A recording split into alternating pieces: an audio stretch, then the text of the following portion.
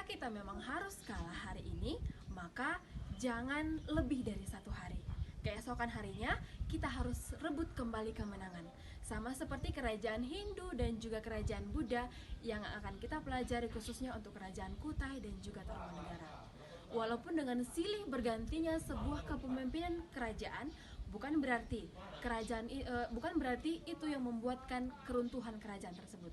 Jadi, untuk anak-anak kami sekalian, walaupun hari ini Anda malas, keesokan harinya Anda harus mengerjakan tugas Anda masing-masing. Tetap semangat, silahkan simak video kita berikut ini. Oke, langsung saja kita mulai materi kita. Hari ini kita akan mempelajari tentang kerajaan-kerajaan pada masa Hindu-Buddha ataupun kerajaan-kerajaan apa saja yang pernah ada yang pernah masuk ke Nusantara yang berkaitan dengan agama Hindu dan juga agama Buddha. Nah, adapun tujuan materi pembelajaran kita di hari ini diharapkan siswa dengan mempelajari kerajaan Kutai ini dan juga kerajaan Tarumanegara, siswa diharapkan mampu meniru disiplin, semangat perubahan yang dilakukan oleh beberapa raja demi mensejahterakan rakyatnya, agar siswa mampu melakukan perubahan di tempat tinggalnya dengan rasa sukacita. Nah, kerajaan yang pertama sekali kita pelajari itu adalah kerajaan Kutai nanti.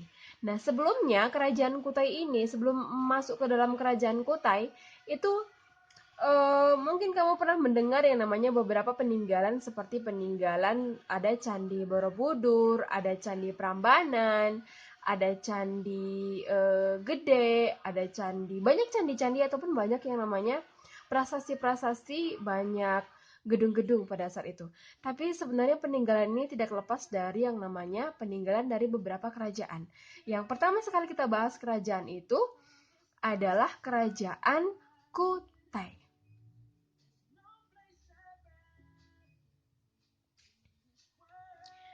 Nah, Kutai, kalau kita berbicara soal perkembangan kerajaan Kutai itu tidak terlepas dari sosok raja yang bernama Mulawarman.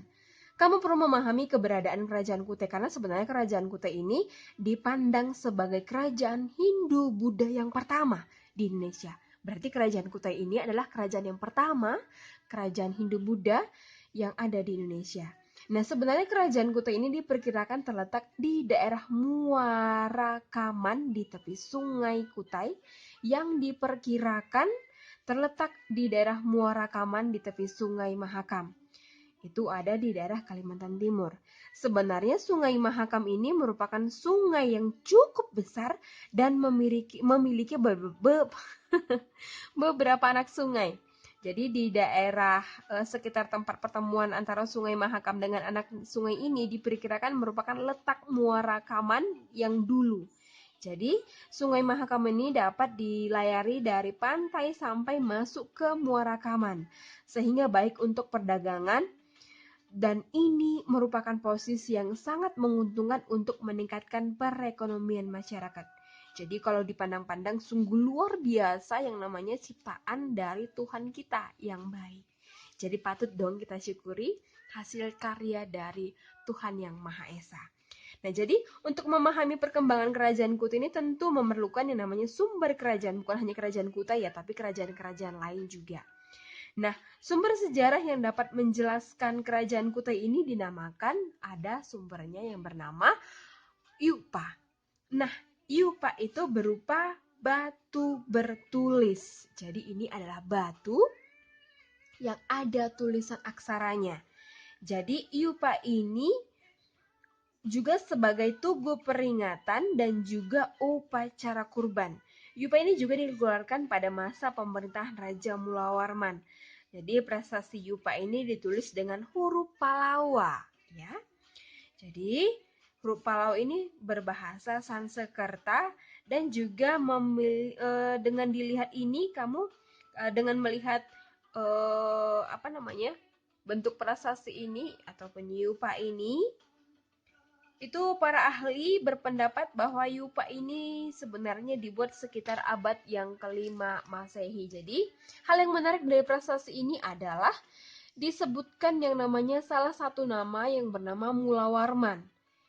Jadi bukan Mulawarman ya, salah satu nama yang bernama Kudungga. Kudungga ini adalah kakek dari Mulawarman. Nah, Kudungga berarti penguasa lokal yang setelah terkenal ini, setelah terkena pengaruh dari datangnya agama Hindu dan Buddha, daerahnya berubah menjadi kerajaan. Jadi walaupun sebenarnya mendapat pengaruh Hindu Buddha, mendapat pengaruh kerajaan ataupun agama Hindu Buddha, nama dari Kudungga ini tetap Kudungga, nggak berganti. Jadi berbeda dengan putranya, setelah si Kudungga ini melahirkan eh,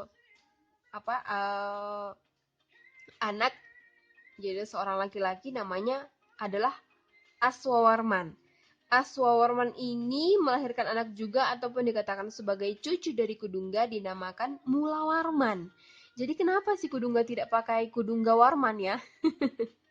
Nah, itu tujuan dari Kudungga adalah tetap menjaga keaslian dari namanya yang tidak mempunyai pengaruh Hindu Buddha walaupun agamanya menganut agama Hindu Buddha. Satu di antara Yupa itu memberi informasi penting tentang sebuah silsilah Raja Mulawarman dengan diterangkan bahwa Kudungga mempunyai putra bernama Aswawarman. Sebenarnya Raja Aswawarman ini dikatakan sebagai dewa Ansuman ataupun dewa matahari. Aswawarman ini mempunyai 3 anak, tetapi yang terkenal itu adalah Mulawarman. Kenapa? Karena Raja Mulawarman ini dikatakan sebagai raja yang terbesar di kerajaan Kutai. Dia memeluk agama Hindu ataupun Siwa yang setia. Tempat sucinya dimakamkan itu merupakan Waprakeswara. Ia juga terkenal sebagai raja yang sangat dekat dengan kaum Brahmana dan juga rakyat. Kenapa dekat? Itu bisa dibuktikan oleh kaum Brahmana. Si Mulawarman ini pernah mengorbankan emas dan juga 20.000 ekor lembu kepada kaum Brahmana. Maka dari situ kaum Brahmana membuatkan sebuah yupa untuk mengenang kebaikan dari kerajaan Mulawarman. Nah, sebenarnya kenapa bisa seperti itu? Karena Raja Mulawarman ini pada saat dia memerintah sebagai seorang raja, di zamannya ini itu merupakan zaman keemasan bagi kerajaan Kutai.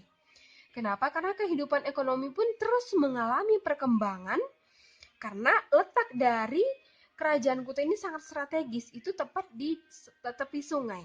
Bukan hanya dari segi ekonomi, bukan hanya dari segi pertanian, tetapi dari juga segi perdagangan karena yang paling spesial dari kerajaan Kutai ini mereka sanggup bekerja sama dengan negara Filipina sampai ke negara Cina. Nah, itulah yang namanya kenapa bisa kerajaan Raja Mulawarman ini mengalami zaman keemasan. Nah, sedangkan tugas kamu cari tahu apa yang menyebabkan kerajaan dari Kutai ini mengalami kemunduran. Apa yang menyebabkan kerajaan Kutai mengalami kemunduran? Itu pertanyaan yang pertama, oke? Nah, kita lanjut ke materi yang berikutnya. Kerajaan yang kedua itu adalah Kerajaan Tarumanegara. Nah, sejarah yang tertua yang berkaitan dengan pengendalian banjir itu dari sistem pengairan adalah pada masa Kerajaan Tarumanegara. Jadi untuk mengendalikan banjir dan usaha pertanian yang diduga yang ada di wilayah Jakarta saat ini ya, maka Raja Purnawarman ini menggali Sungai Candrabaga. Nah, jadi setelah selesai melakukan penggalian sungai, maka raja itu mempersembahkan 1.000 ekor lembu kepada kaum Brahmana. Itu berkat sungai inilah sebenarnya penduduk dari Tarumanegara ini mencapai yang namanya kemakmuran. Siapa sih sebenarnya kerajaan Purnawarman ini? Nah, sebenarnya Raja Purnawarman ini adalah raja yang terkenal dari Tarumanegara. Karena pada masa kepemerintahan Purnawarman ini, kenapa dikatakan raja yang sangat terkenal? Itu dibuktikan dari beberapa peninggalan-peninggalan. Ada 7 peninggalan kerajaan Tarumanegara. Yang pertama itu adalah Prasasti Tugu, yang kedua adalah Prasasti Ceruteun, Yang ketiga adalah prasasti kebun kopi. Yang keempat adalah prasasti Muara Cianten. Yang kelima itu adalah prasasti Jambu. Yang keenam adalah prasasti Cidanghyang. Yang ketujuh adalah prasasti Pasir Awi. Nah, ada 7 prasasti yang ada pada masa Kerajaan Tarumanegara. Apa saja isi dari ketujuh prasasti ini tadi? Apa saja isi dari ketujuh prasasti? Tadi ada 7, yang pertama tadi itu adalah prasasti Tugu, yang kedua tadi ada prasasti Ceruteun, yang ketiga tadi ada prasasti Kebun Kopi, yang keempat ada prasasti Muara Cianten, yang kelima prasasti Jambu, yang keenam ada prasasti Cidanghyang, dan yang ketujuh adalah prasasti Pasir Awi. Nah, cari apa isi dari ketujuh prasasti tersebut. Sedangkan untuk masa kepemerintahan dari Kerajaan Tarumanegara ini, itu Kerajaan Tarumanegara ini mulai berkembang di abad yang kelima. Raja yang sangat terkenal seperti yang sudah Ibu katakan tadi yang bernama Purnawarman. Ia dikenal sebagai raja yang gagah, berani, dan juga tegas. Ia juga dekat dengan kaum Brahmana, pangeran, rakyat biasa. Kenapa? Karena ia adalah raja yang jujur, adil, dan arif dalam memerintah. Sebenarnya daerahnya cukup luas sampai ke daerah Banten. Karena kerajaan Tarumanegara ini telah menjalin hubungan dengan kerajaan lain, misalnya dengan kerajaan Cina. Jadi dalam kehidupan agamanya, sebagian besar masyarakat ataupun kerajaan Tarumanegara ini memeluk agama Hindu, dan sebagian juga ada yang memeluk agama Buddha, bahkan ada yang masih memeluk agama animisme. Masih ingat kan apa arti dari animisme? Nah, berdasarkan berita dari Fahen di Tolomo, terdapat 3 agama. Itu pertama tadi ada agama Hindu, Buddha, dan juga agama animisme. Nah, raja ini memeluk agama apa? Raja ini memeluk agama Hindu. Sebagai buktinya, itu prasasti Ceruteun ada tapak kaki raja yang diibaratkan tapak kaki Dewa Wisnu. Sebagai sumber lainnya mengatakan bahwa pada masa dinasti Tang ini terjadi hubungan dagang dengan Jawa. Barang-barang yang diperdagangkan itu seperti ada kulit penyu, terus ada emas, ada perak, dan juga cula badak. Bahkan ada juga yang namanya gading gajah. Nah, itu dituliskan bahwa penduduk daerah itu pandai membuat minuman keras yang terbuat dari bunga kelapa. Jadi dengan dari situ saja berarti mereka sudah makmur. Jadi sebenarnya rakyat dari Tarumanegara ini hidup aman dan juga tentram karena pertanian merupakan mata pencaharian pokok. Selain pertanian, ada juga yang namanya perdagangan cukup berkembang pesat karena tadi mereka sudah bekerja sama dengan kerajaan Cina. Jadi untuk memajukan bidang pertanian sebenarnya kerajaan Tarumanegara ini ataupun raja itu memerintahkan untuk membangun irigasi dengan cara menggali yang namanya sebuah saluran sepanjang 6.112 tumbak. Jadi saluran itu disebut sebagai saluran Gomati. Nah, saluran itu selain berfungsi sebagai irigasi juga untuk mencegah bahaya banjir. Jadi itu dia yang namanya dua kerajaan yang sudah kita pelajari. Ada kelebihannya, ada kekurangannya. Nah, pertanyaan yang ketiga, apa yang menyebabkan kerajaan Hindu Buddha ini mengalami kemunduran? Apa yang menyebabkan kerajaan Tarumanegara ini mengalami kemunduran? Nah, itu dia materi kita di hari ini.